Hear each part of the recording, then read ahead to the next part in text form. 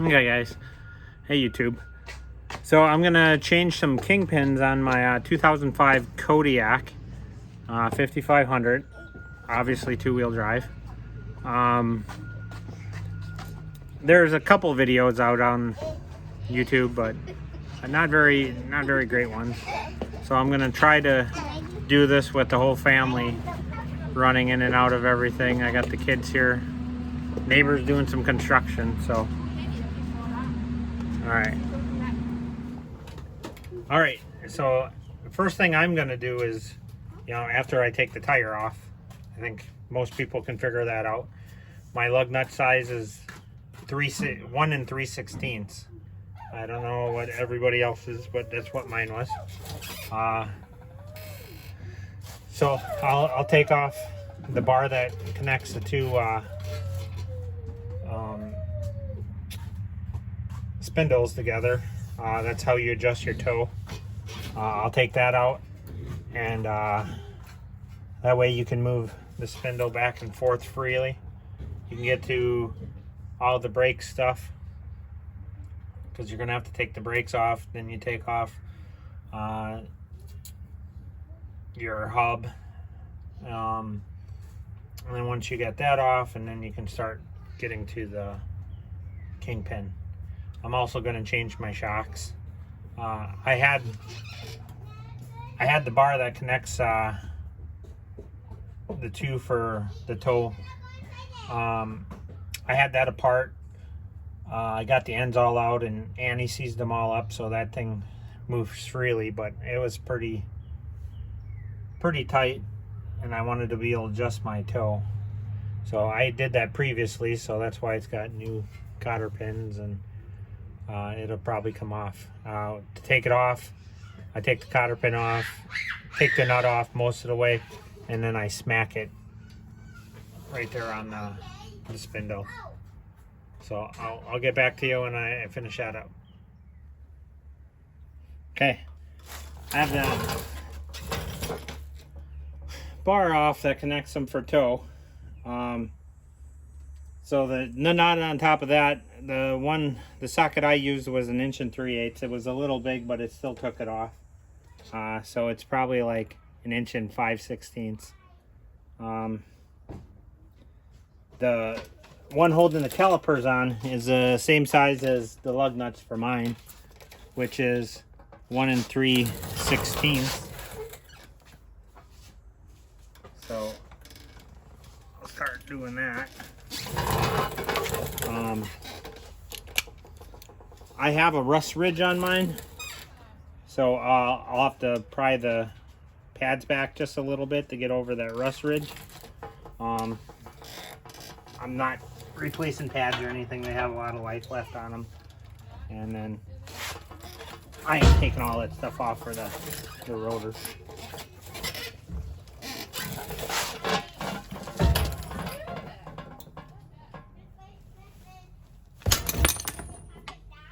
Okay, we're gonna have to see what we need to do on that. Okay, so I just ended up putting a socket on my impact and took them right off. The pistons have like a little notch in it where you can get a screwdriver in there to help pry them back to clear your rust ridge or whatnot. And then once you get it off, you can set it on your front I-beam.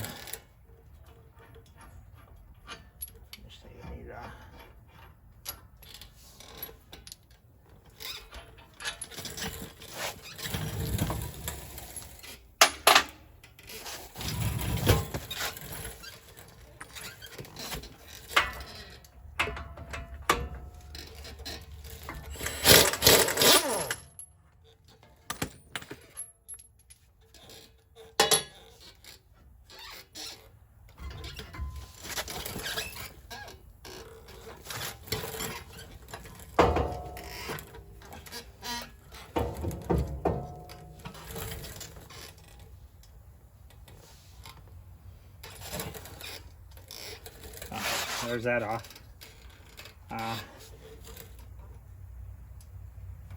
Yes, it's not too heavy. I think that's aluminum. I think that caliper is aluminum. It's just big, so it's still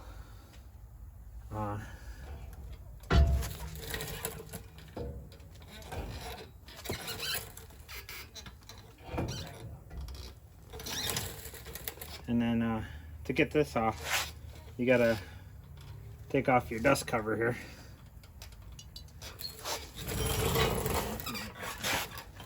And all you do is use a hammer and screwdriver.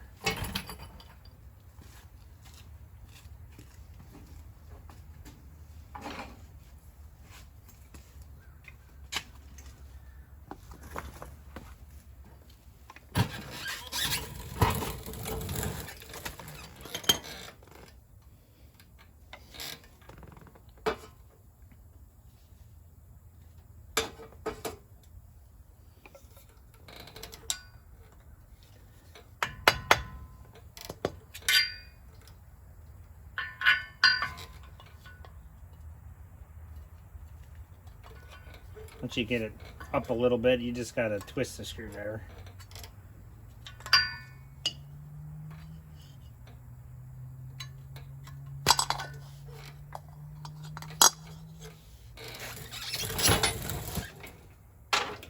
Take that off.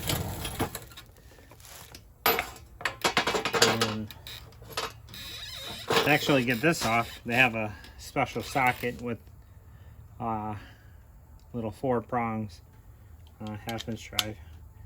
I'll put a link on mine. I don't think it was very much, but it's nice to have the right tools, you know.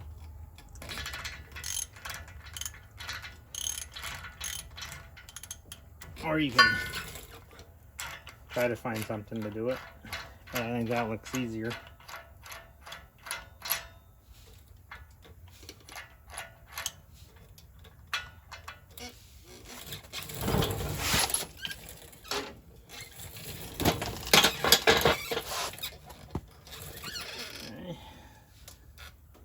I got all new bearings.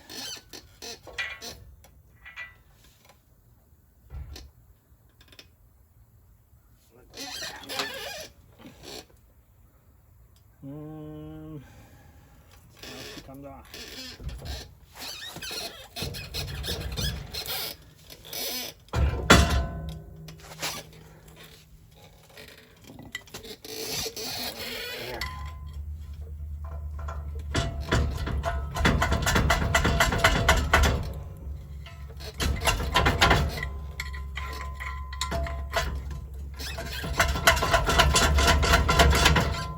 Big thing you're doing is the seal on the back has a it doesn't ride on the actual spindle. It has its own part of the seal that kind of, so you're trying to scoot that off.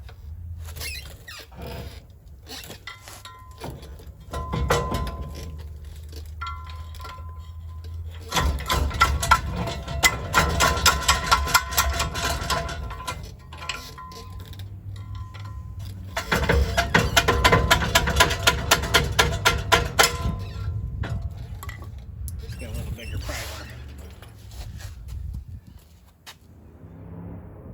bar. Okay, so I got the bearing off and the hub. The bearing was pretty rusty. The inner bearing is pretty rusty on, so I have new ones. So I got that off, cleaned her up a little bit, found the sockets I need for getting the pins out and the caps. The pins on the side, I got a 11/16, and then the cap on top is a 7/8. I'll try it with my cordless impact.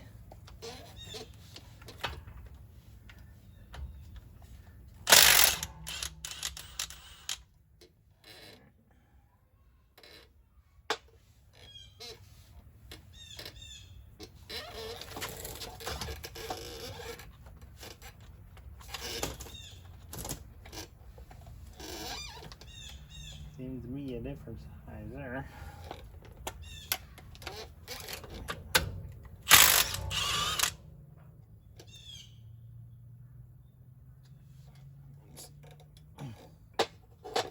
Super dirty.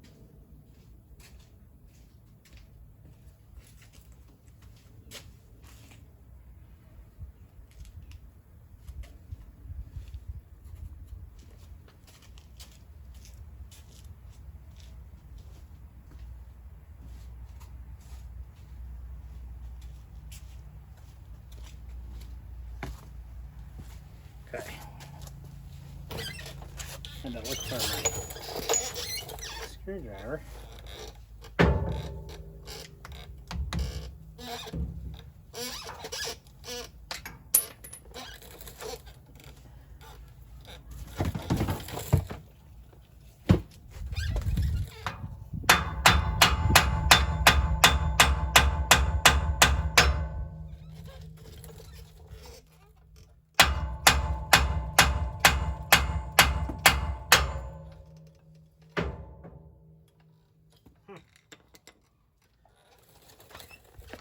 What the heck's that down there? I wonder.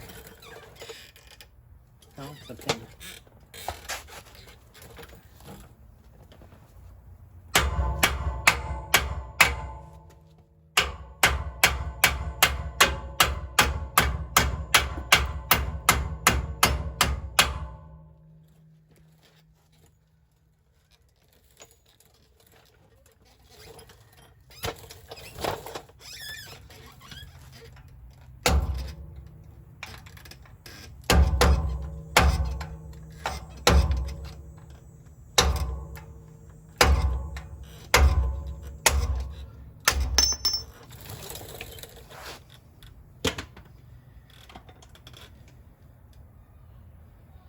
Okay.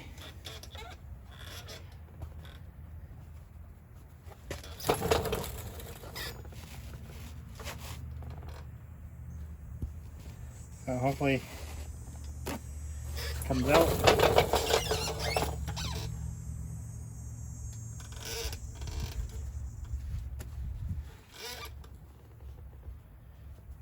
Clean it up a little bit so I don't get grease everywhere.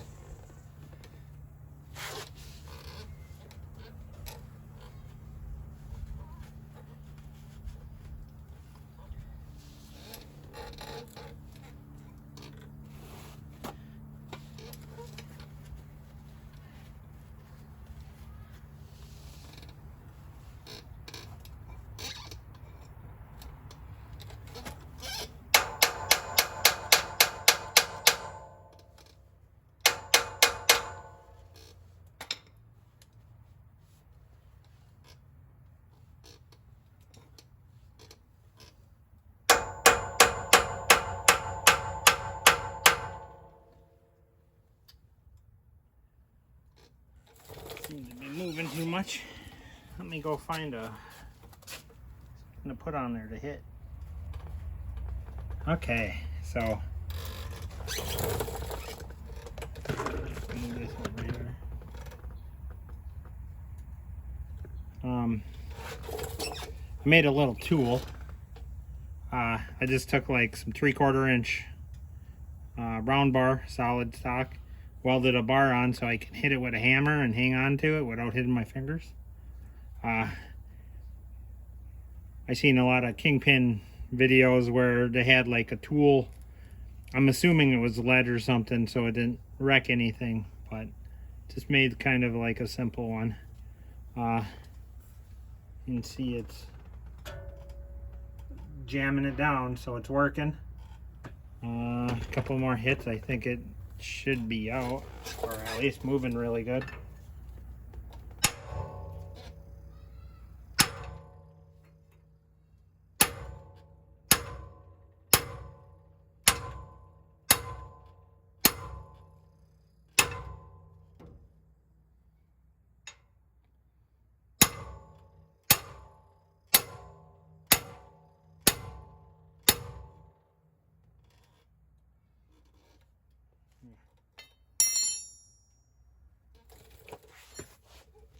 I think I can get a normal one now.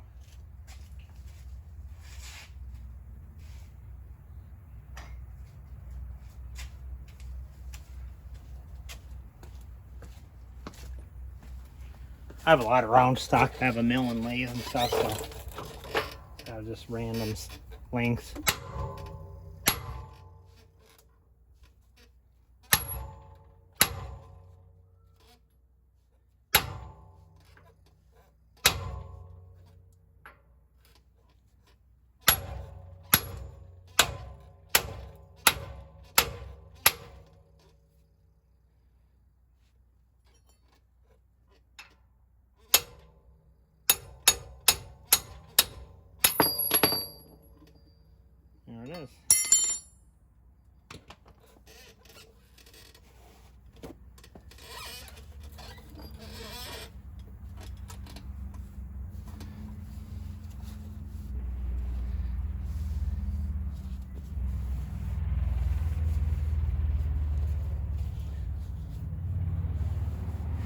You can see it.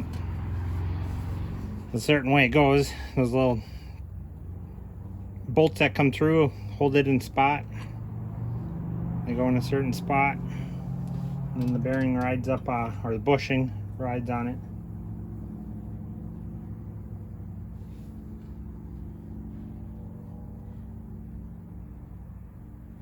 I can feel a little ridge right there.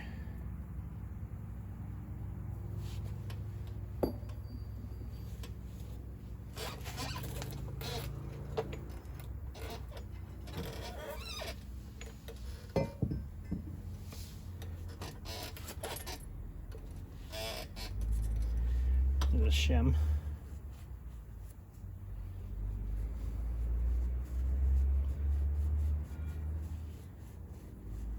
I'll put part numbers for the kit I have. Thing I had to do is call the local Chevy dealership and get a part number, which they don't have it anymore, but you get the part number and then you can do a cross-reference.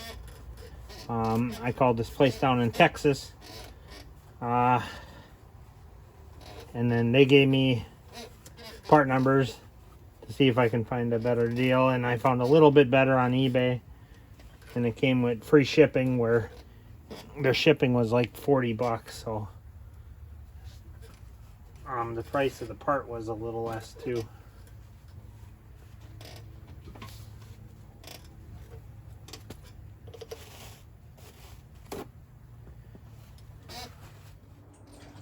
Okay, so I made a bushing driver.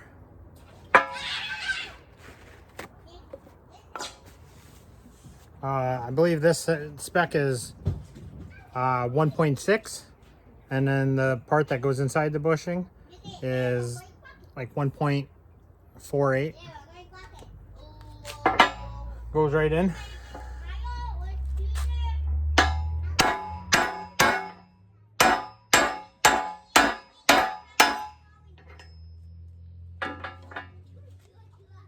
Knock it right out. So the type of new bushings I got are these spiral ones, and they spread apart, so they don't kind of go in like your ones where you just smack them in.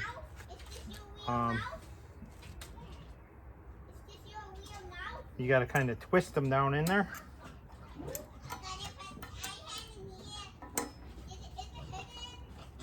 Once you kind of get it started, grab a needle nose or some type of pliers and just twist.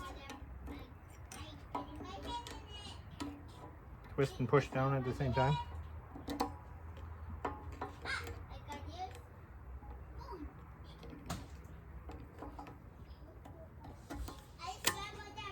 And then once you get it to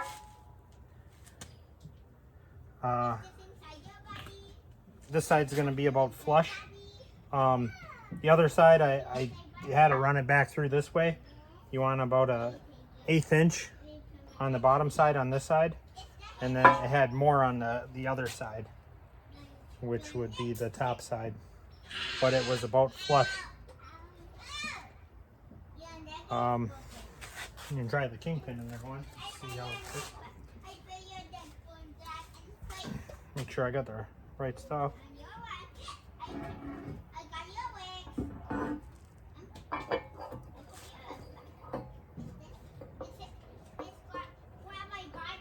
Okay.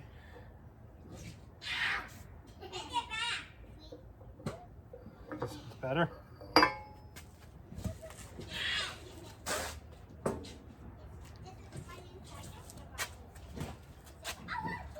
So next I'll have to put all the shims in there, and I'll figure out where those goes, and I'll get back to you. I did put some plastic on the end here, so when I'm pounding, it doesn't mess up the threads on the spindle. And then I'll have to clean this up yet. But there's the bushings and stuff. Okay, so I'm still working on this. Got the knuckle back to the spindle back on. Once you get it all together, and for adding your shims, they want you to put a dial indicator on there and lift her up, and you know, I would do it dry. They want 2 thousandths to 12 thousandths of play. That's it. So if you get it to where you can just barely get any shims in there, you should be pretty good. Once you get it in, the upper and lower cap, those are torqued to 25 foot-pounds, and then the pins that hold the kingpin itself in spot with the flat spot on it, those get torqued to 35 foot-pounds. And then lubricate it, you know, get it greased up. And then now it's on to getting the wheel bearing packed and stuff. I did get the spindle cleaned up. It is nighttime now. So I'm gonna just kind of get this one side together, and then I'll do the other side tomorrow. I'll probably just only do this one side on camera here, just to let you know how it goes and stuff, and I'll finish up the video after I get both sides done. But yeah. And when the new kit that I got with the spiral bushings, they came with like a seal that went over the bearing, where the old one didn't have that. So this is what it is.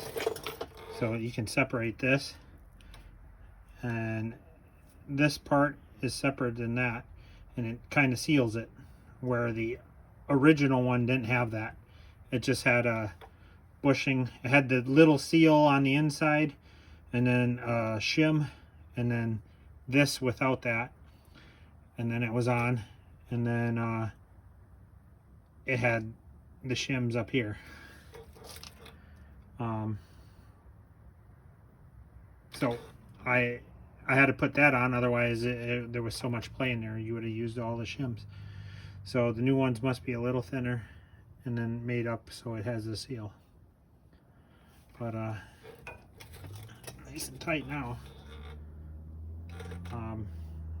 Yeah, I'll finish her up and finish out the video later. Okay guys, I'm on the driver's side knuckle here, spindle. Same tool I used on the other side to knock out the kingpin. Just set it up there.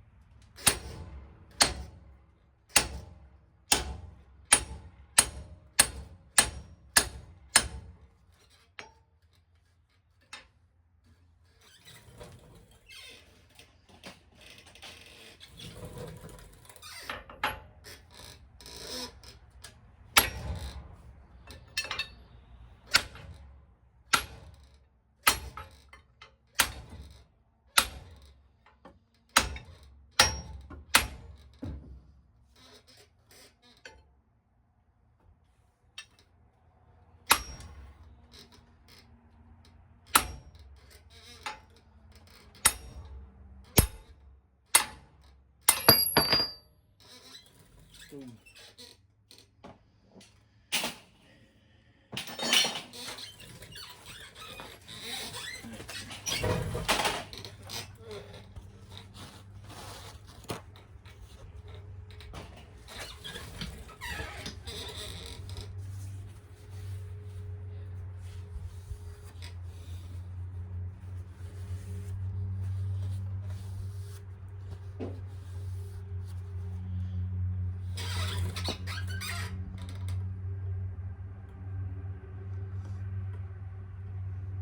Don't feel really any wear on the pin. It's mostly on the bushings. Once that knocks out, as all this comes off, to slide it off.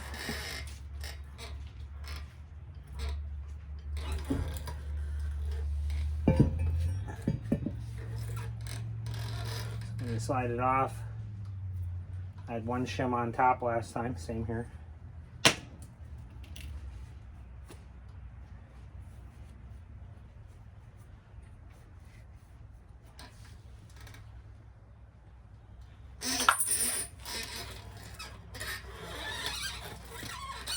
There's that one bearing, thrust bearing.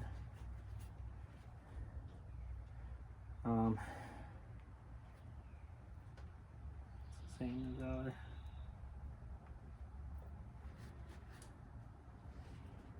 And she moves. That goes on the bottom. It's got like a roller part to it. That part's down. That way when there's pressure, it's riding on that. It's not hitting this and it turns. And then I had a shim on mine on the bottom.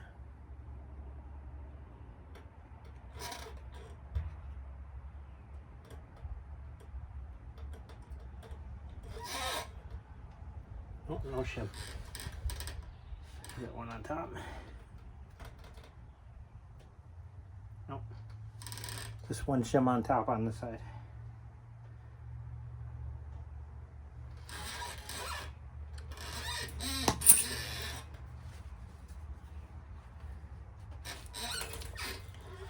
And then I'll clean this all up before I smack it back together.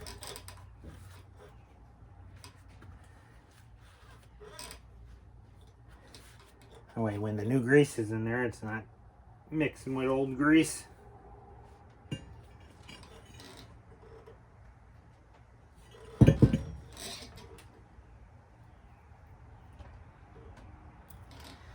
Okay.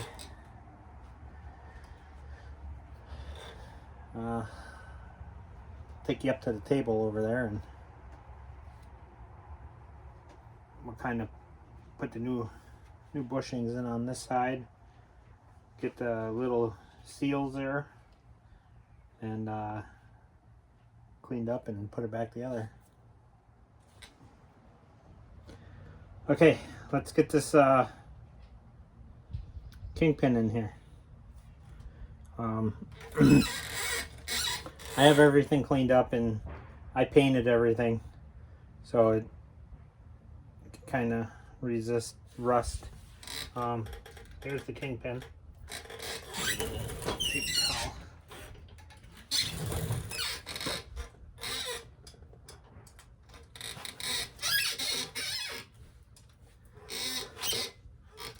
So on the kingpin, you got two flat spots. One here, one here. So make sure when you put it in, you want to line those up so they're in the right orientation. The kingpin itself tells you top. So this will go like this with the upper one flat spot outwards. So you just got to look at how the words are written. I need to have those like I'm reading it normal at the bottom. So so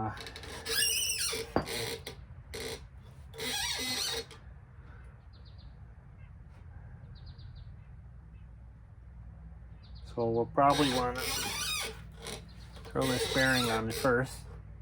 Put that on the lower part. That's where all the weight's going to be.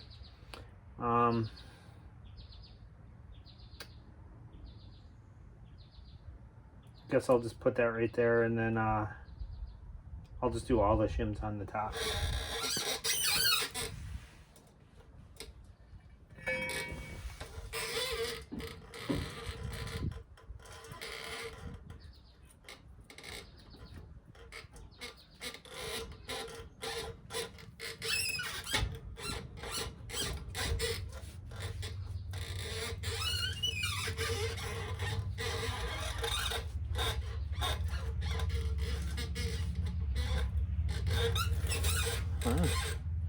super tight.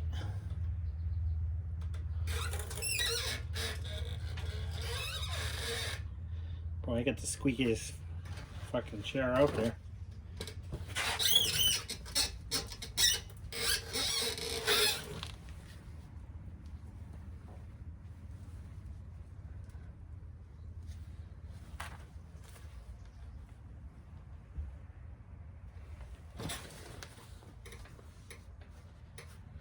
To check, I might have put a shim inside the one bearing.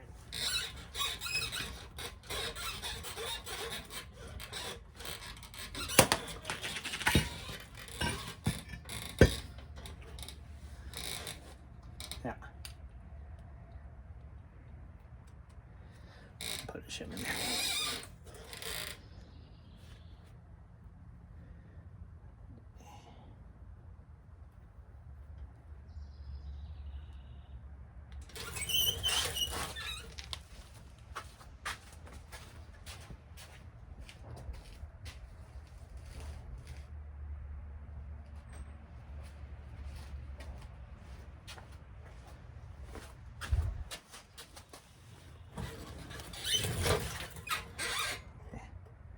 I just had to get a pick so I can put that. Okay. Try this again.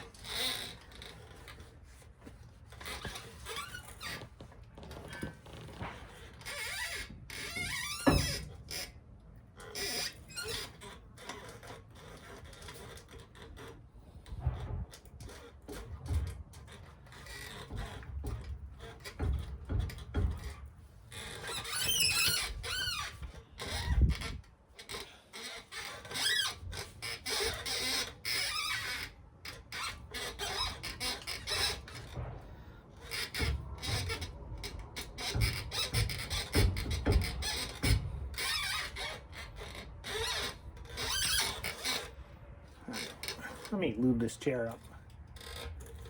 Okay, we got the chair a little better. And I got this alignment too.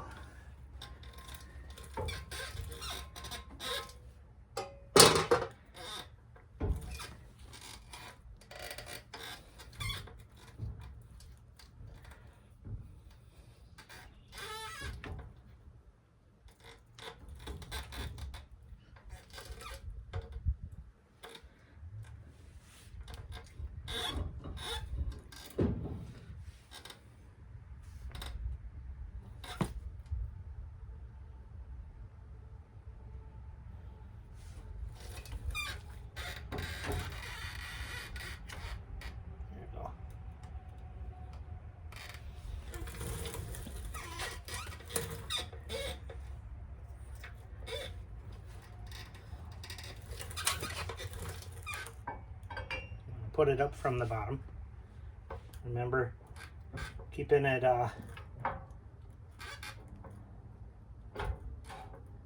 right orientation.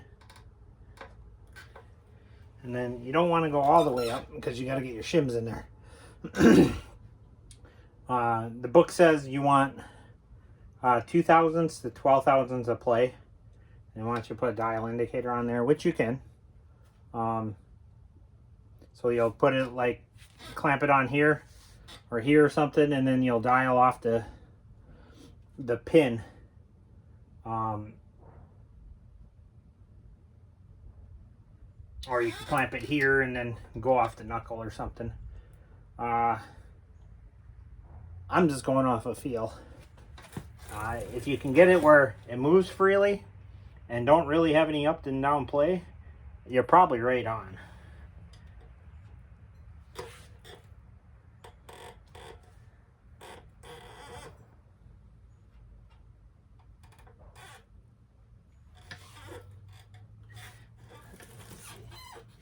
And then you can check your shims you need. So it's going to be resting on top. Just check what shims you need off the bottom. If you can get a shim in there. I'll put the one you need. And then you lift it up and that's going to be the one you need on the top.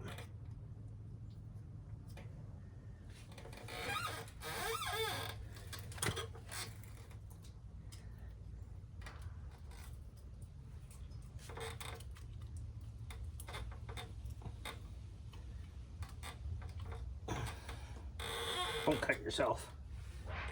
These can be sharp.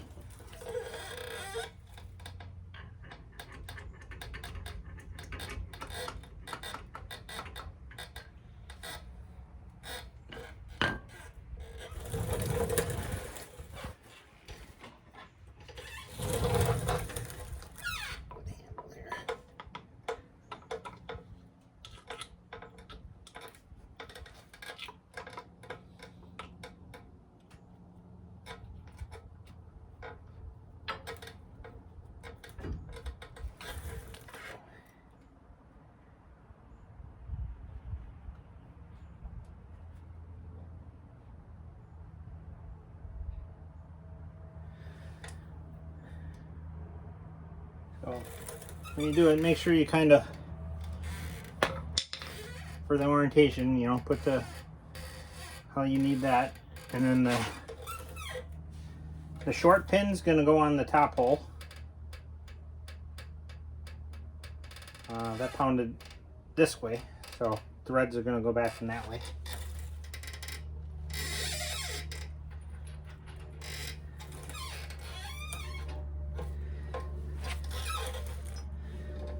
And then the flat taper part goes towards the flat side of the pin.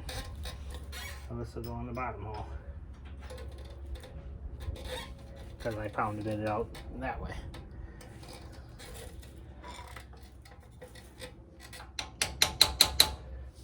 Tap her in.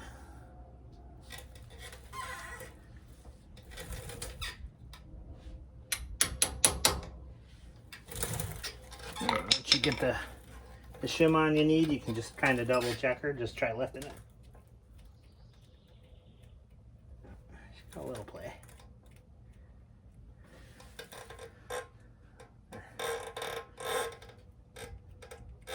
Way tighter. And then that's how you'll do those. As for the torque specs, I like to pound that in. These little side ones, they are 37 foot-pounds.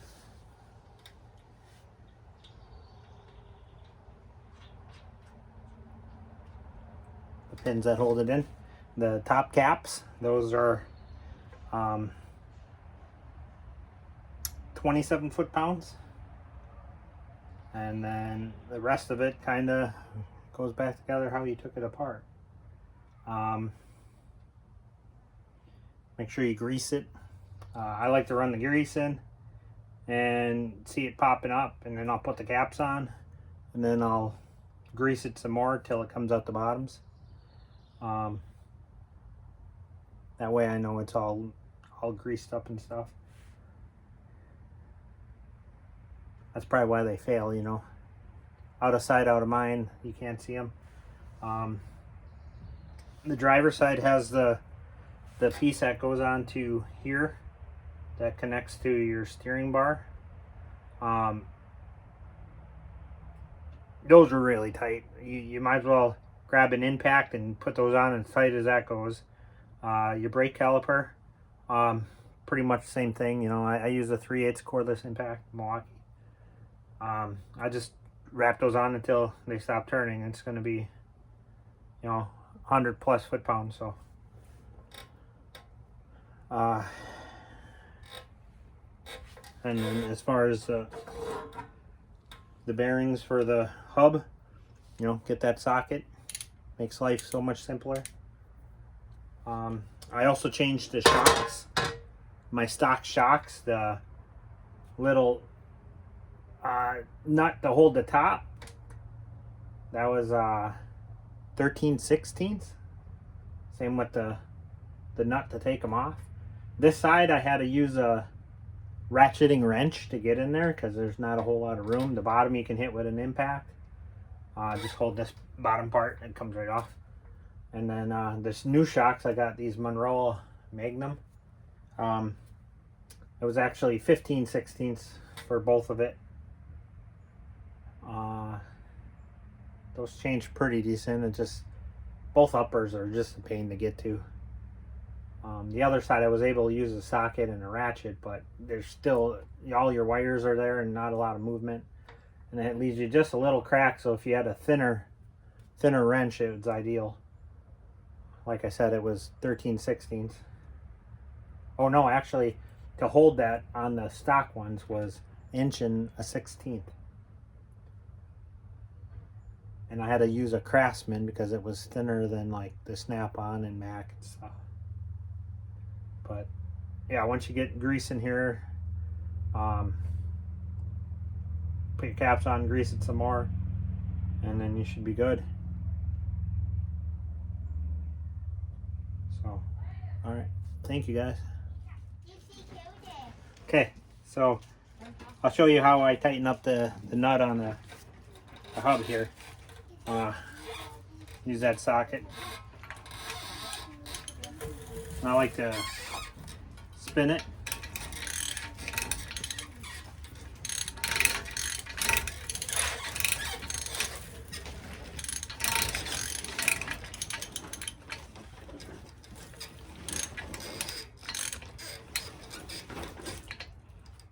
Get it so it's tight.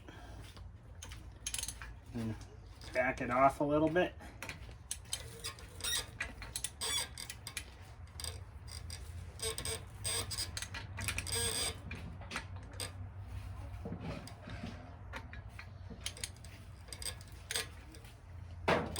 And then just do it right before it's actually too tight. I might have to bring it back a couple times.